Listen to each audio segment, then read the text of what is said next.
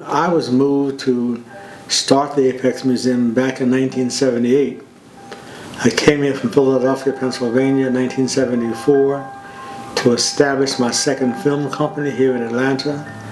And in 1978 I had the privilege of meeting Dr. Benjamin E. Mays when he was being awarded at a banquet.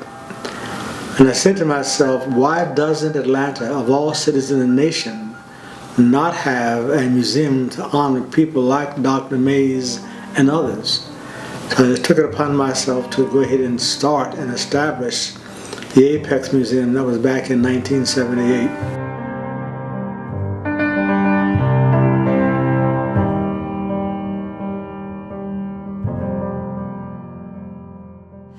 Well, unfortunately, I'm not sure the history will be remembered.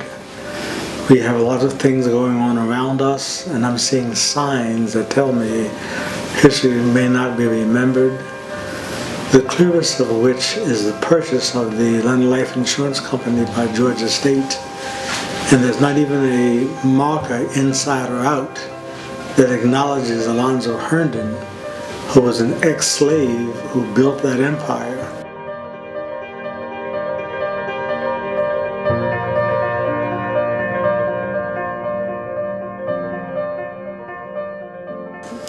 The fact that Sweet Auburn Avenue was a hub for black development, all of your physicians, your accountants, your attorneys, your business personnel, all congregated and had stores on Auburn Avenue because, of course, at that time they could not own property on Peachtree Street. So to show a sign of the kind of progress these African Americans made, when you look at what they did in that day and time, how much money they raised, how they worked together to build Yates and Milton Drug Store, to build the Butler Street YMCA, to build the headquarters which held Mr. Rucker, who was the first collector of Internal Revenue Service who was black in Georgia.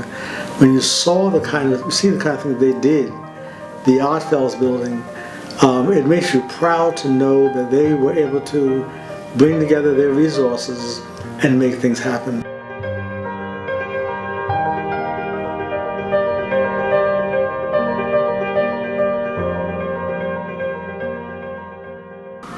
I'm not sure all of them have any knowledge of its history, any concern of its history, and their idea to come here is simply to have a shop and make money, which is fine, but I'm not sure I see a direct connection with many of the merchants that I've seen so far with what has happened that made Auburn Avenue be called in 1957 or 56 by Fortune magazine the richest Negro street in the world.